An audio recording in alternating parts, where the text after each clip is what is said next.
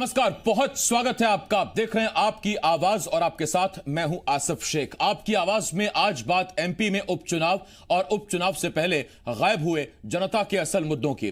क्या एमपी का उपचुनाव भी राम नाम और राष्ट्रवाद के नाम पर लड़ा जाएगा? क्या बीजेपी तय करेगी कि देश में कौन देशद्रोही है और कौन देशभक्त? ये सवाल खुद बीजेपी नेताओं के सामने आ रहे बयानों के बाद से उठने लगे हैं। पहले नंद कुमार सिंह चौहान का राम के नाम पर वोट मांगना और अब मंत्री उषा ठाकुर का राष्ट्रवाद के नाम पर वोट मांगना सुर्खियों में है। वैसे ये कोई पहली बार नहीं है जब उषा ठाकुर देशभक्ति के सर्टिफिकेट जारी कर रही हो। इससे पहले भी जयस संगठन पर वो टिप्पणी कर अपने बयान से पलट गई थी। कई सवाल हैं जिनके जवाब जानने की कोशिश करेंगे। खास पैनल भी हमारे साथ जुड़ेगा, लेकिन आइए सबसे पहले एक रिपोर्ट देखते हैं।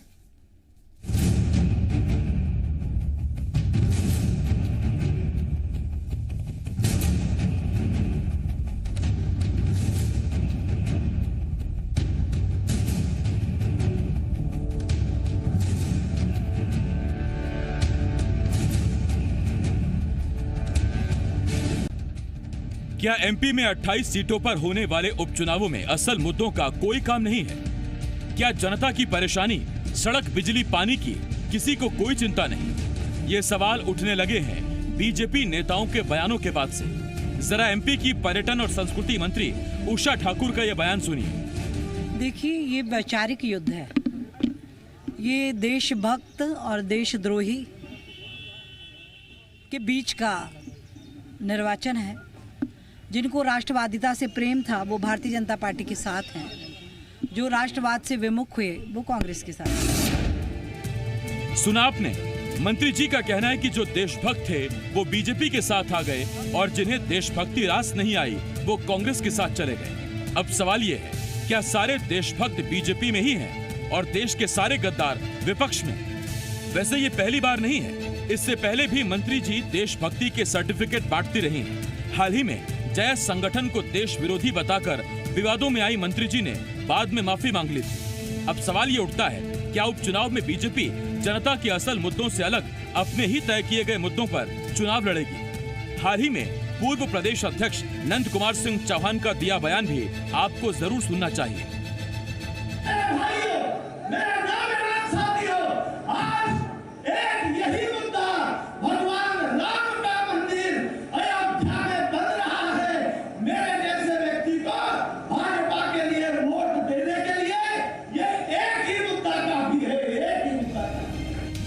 यानी बीजेपी की मंशा साफ है कि वो चुनाव में जनता के सामने देशभक्ति का भी मुद्दा रखेगी और राम मंदिर का भी।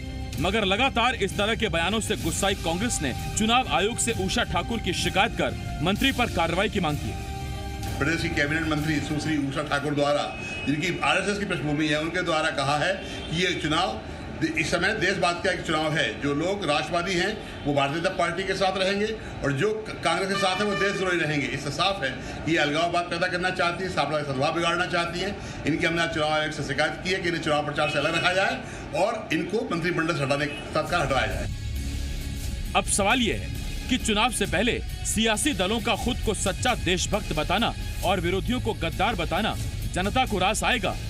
सवाल ये है, क्या असल मुद्दों से हटकर देश और राम नाम के नाम पर जनता वोट देगी? और सवाल ये कि आज के इस दौर में भी सियासत क्या वही पुराने ढर्रे पर जनता से वोट मांगेगी? प्रमोद शर्मा, जी मीडिया, भोपाल।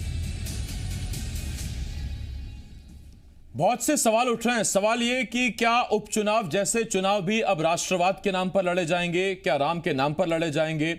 पहली बात तो चुनाव क्या वाकई राष्ट्रवाद और राम के नाम पर लड़ने जाने चाहिए या धर्म के नाम पर लड़े जाने चाहिए, या फिर दरअसल जनता के असल मुद्दे बिजली, पानी, सड़क, शिक्षा, स्वास्थ्य, इन मुद्दों पर बात होनी चाहिए? इन पर बात हो रही है क्या? आपको ऐसा लग रहा है क्या?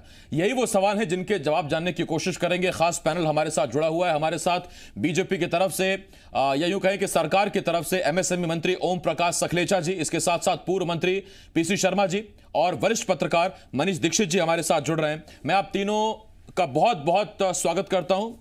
सबसे पहला सवाल सखलेचा साहब आपसे है। सखलेचा साहब, ये शायद दूसरी या तीसरी बार है जब मंत्री जी हाल ही में देशभक्ति के सर्टिफिकेट जारी कर रहे हैं, तो एफिलिएशन क्या संगठन से है, सरकार से है, कहां से है? बताएंगे जरा आप इसे।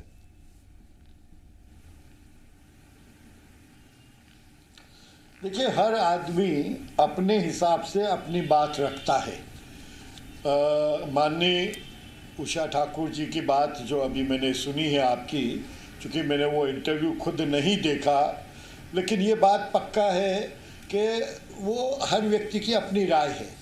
जहाँ तक सवाल है, जनता आज की तारीख में इतनी समझदार है कि वो अपने हिसाब से अपना निर्णय खुद लेती है और किसी राजनीतिक दल को ये पहले से नहीं पता होता है। अगर वो सोचे और उस चीज़ को ध्यान में रखते हुए, जब कांग्रेस को कुछ भी नहीं मिल रहा है तो इधर उधर टुकड़ों में एक दूसरे की दो बातों को जोड़ के रखने का प्रयास करके जनता को गुमराह करने का कोशिश कर रही है। मंत्री जी, मैं तो आपसे एक बात पूछ रहा हूं, जितनी सकलेचा साहब, जितनी मेरी राजनीतिक समझ है, सकलेचा साहब, जितनी मेरी राजनीतिक समझ है, सरकार करती है विकास, और विकास के नाम पर सरकारें मांगती हैं वोट।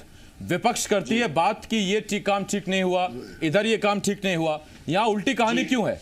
आप सरकार में, आप बताएं ना पिछले 6 महीने में आपने क्या किया। आपके एक सांसद कहते हैं कि मेरे जैसे व्यक्ति के लिए बीजेपी को वोट देने के लिए इतना ही काफी है कि अयोध्या में राम का मंदिर बन रहा है।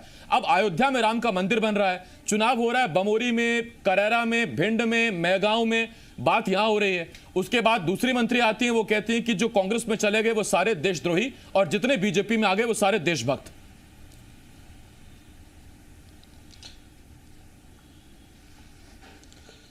देखिए साहब, बहुत सीधी बात है। आप जिन दो व्यक्तियों के इंटरव्यू की बात कर रहे हैं, मेरी उनसे कोई अभी चर्चा नहीं हुई कि किस परिस्थिति में क्या बात हुई, लेकिन मैं खुद भी मुरैना गया, मुरैना के 3-4 विधानसभा में गया, सीतामऊ गया, अभी अलग अलग जगह जा रहा हूँ। जनता बिल्कुल स्पष्ट इस सोच पे है कि कांग्रेस ने धोखा दिया। भाजपा ने, अभी मैं 3 दिन पहले था, जो बच्चे 80% से ज़्यादा नंबर लाए उनके लैपटॉप रोक दिए थे कांग्रेस ने। उसके पहले मैं कहीं था, वहाँ पे बात आई कि बेरोजगारी भत्ता रोक दिया। मुद्दे ये हैं, ये तो आप किसी की कही चली हुई बात को कैजुअल कोई उठा के उसको मुद्दा बनाने की कोशिश करके कांग्रेस वाले गुमराह करने की कोशिश कर रहे हैं। ठीक, वो लास्ट में आपने कांग्रेस जोड़ दिया, वरना मैं सोच रहा था अभी तक बीजेपी की तरफ से मीडिया पर ठीकरा क्यों नहीं फूटा साहब। माफी क्यों नहीं? मंत्री जी धन्यवाद, उसके लिए आपने आखिरी में कांग्रेस जोड़ा, वरना अमूमन ऐसा होता है कि बयान तोड़ मरोड़ के डॉक्टर आप ही ने पोस्टमार्टम करके चलाया है।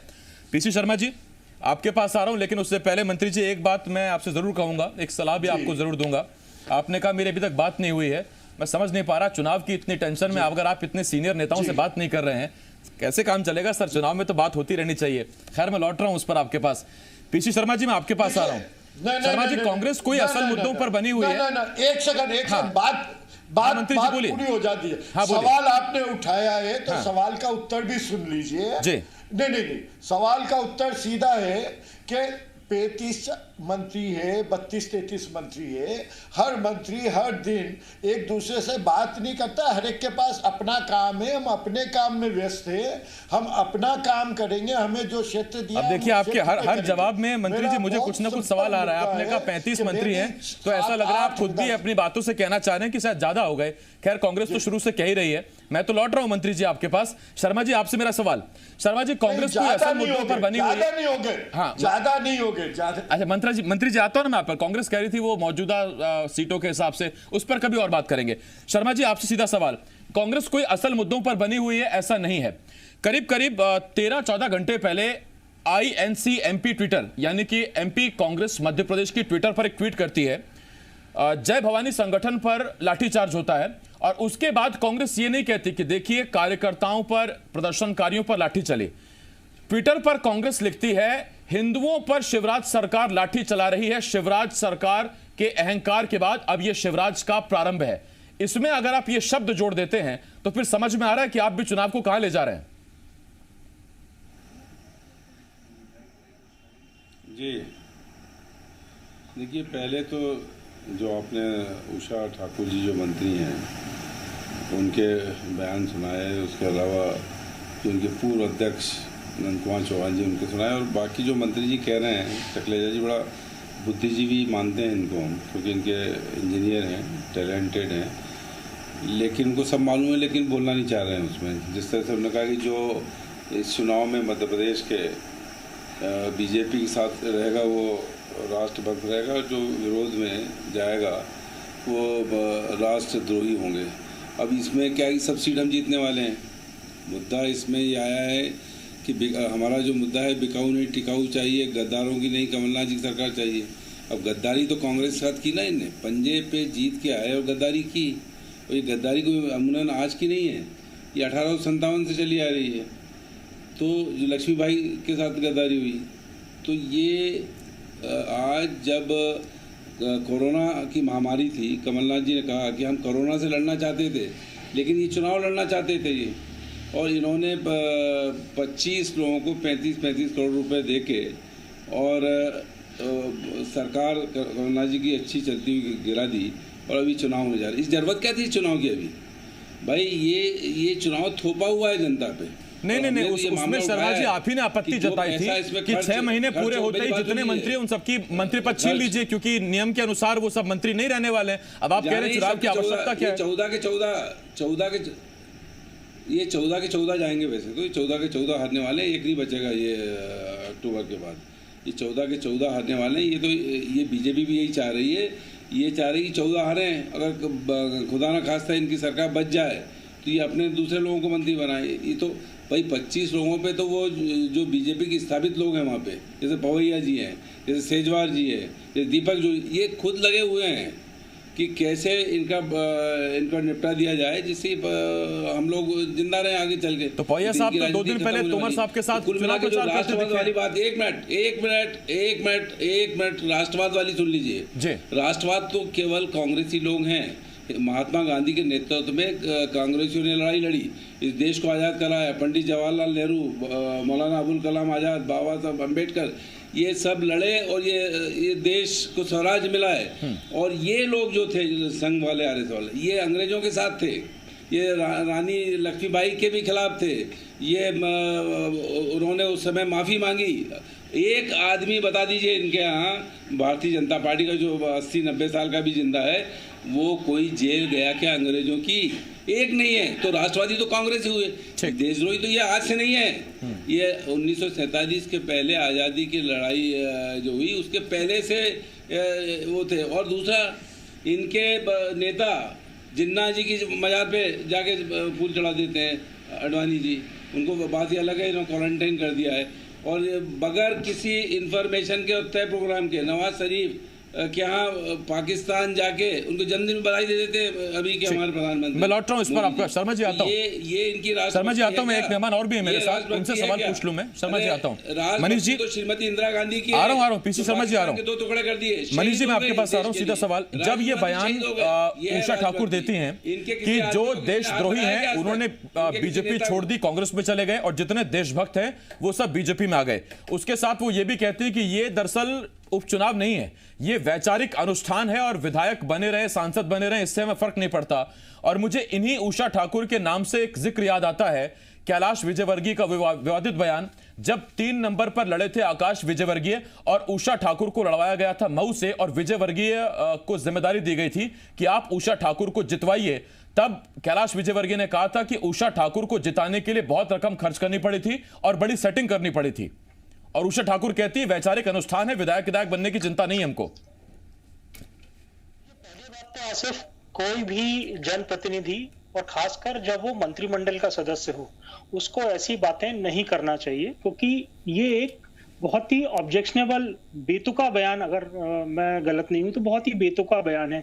और उसके ऊपर तुर्रा ये कि कह रही है कि हम लोग तो संस्कृति बढ़ाने के लिए काम कर रहे हैं, हमको पद से, अरे भाई पद से अगर आपको लालच नहीं है तो पद छोड़ दें और आप अपनी विचारधारा जो आपके मुंह से आज निकल गई, ये बहुत ही ऑब्जेक्शनेबल हो। कल के दिन हो सकता आसिफ जी ये बोलने लगे कि जिन्होंने भाजपा को वोट दिया है वो देशभक्त हैं और जिन्होंने दूसरे दलों को वोट दिया है वो देशद्रोही हैं। अगर पैमाना है, इतनी कट्टरता किसी के स्टेटमेंट में मैंने आज तक नहीं देखी। राष्ट्रीय स्तर पर भी बहुत सारे नेता हैं भाजपा के जिनको हार्डलाइनर अपन मानते हैं, मगर उन्होंने भी कभी ऐसा बयान नहीं दिया कि जो हमारे साथ है वो देशभक्त है और जो दूसरे तरफ है वो देशद्रोही है। क्या भैया जिन लोगों ने जो लोग अभी आ गए उनके हिसाब से वो देशभक्त हो गए, क्योंकि उन्होंने जो ऐसी पार्टी में आ गए कि जहां पर सब दाग धुल जाते हैं। जैसा पीसी शर्मा जी ने बोला, मैं तो केवल उषा ठाकुर जी से, अगर वो सुन रही हूँ डिबेट, तो केवल एक ही सवाल है मेरा, आपके दर्शकों के माध्यम से जरूर पूछना चाहूंगा, क्या जो 1857 की लड़ाई में जिन्होंने महारानी लक्ष्मीबाई के साथ धोखा किया, क्या वो उनकी नजर में राष्ट्रवादी और देशभक्त हैं? अगर नहीं तो उनको ऐसे बयानों से बचना चाहिए, क्योंकि वो एक संवैधानिक पद पर बैठी हैं। संवैधानिक पद पर बैठा अगर व्यक्ति कोई इस तरह की राजनीतिक बात करे, भाई आप अगर मान लीजिए आप संगठन में हो तो भी अलाउड है, चलिए कोई दिक्कत नहीं है। नंद कुमार सिंह चौहान भी सांसद है, उनका भी ये बोलना के साथ मेरे हिसाब से तो ये कोई भाई राम मंदिर बन सबकी आस्था का प्रतीक है, जिसको विश्वास है वो उस पर आस्था करता है। हमारा देश धर्मनिरपेक्ष है, आप इस पर कोई चीज थोप नहीं सकते कि भाई जो हमारी बातें मानेगा हम तो अब उसी को राष्ट्रवादी मानेंगे, बाकी सब तो देशद्रोही हैं। ये बहुत ही ऑब्जेक्शनेबल और बेतुका बयान है आसिफ जी। ठीक, सखलेचा साहब आपके पास आ रहा हूं और आपसे मेरा एक सवाल, इसका मतलब यह है कि आप जाने अनजाने जनता का भी वर्गीकरण कर दे रहे हैं इस आधार पर कि जब हमने घोषित कर दिया कि देश भक्त वही हैं जो बीजेपी के साथ हैं, इसका मतलब वो वोटर जो आपकी विचारधारा से प्रभावित नहीं है, सहमत नहीं है, और अगर वो कहीं और किसी को वोट देता है तो इसका मतलब वो देश विरोधियों का साथ दे रहा है, तो इसका मतलब वोटर भी फिर देश विरोधी हो गया।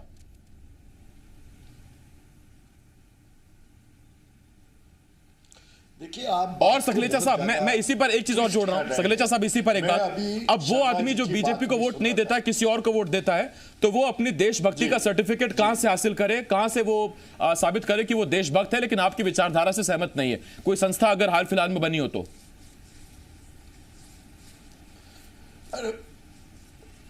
नहीं, मैं सीधी बात पूछना चाहता हूँ। अभी शर्मा जी, पीसी शर्मा जी ने बड़ी अच्छी एक बात कही, बहुत सीजन्ड नेता है, मेरे अच्छे मित्र हैं, कि साहब सिंधिया जी रानी, झांसी की रानी से जोड़ा, जब ये इनके साथ थे तब वो बातें उन्हें पता नहीं थी, वो तो शायद उनके साथ जुड़ने के बाद कई घटना बता रहे थे या 1800 पुरानी घटना बता रहे थे, तब उन्हें याद नहीं आया था, तब उन्हें इतिहास नहीं पढ़ा था। जब माधवराव सिंधिया को वो लेके गए थे तब उन्हें इतिहास नहीं पढ़ा था, तब इनके परम पूजनीय थे। ये जो परिस्थितियों का खेल खेल के जो कर रहे हैं राजनीति, ये मूलतः मुद्दे इनके पास कुछ भी नहीं बचे, ये इन किसी बात का जवाब नहीं दे पा रहे। ठीक है सखलेचा साहब, देखिए उसमें अब सवाल तो ये भी उठेगा कि फिर आपको भी इतिहास का ज्ञान आज ही हुआ है क्या? अगर कांग्रेस को नहीं, इसमें सवाल उठेगा जरूर, और कांग्रेस से सखलेचा साहब देखिए एक सवाल जो जरूर उठता सवाल उठ रहा है, वो ये उठ रहा है कि अगर जयचंद आज वोट मांग रहे हैं सखलेचा जी, तो फिर वो कौन है जो बीजेपी या बसपा या सपा से आकर अब कांग्रेस की सीट पर प्रत्याशी बनकर खड़े हुए हैं?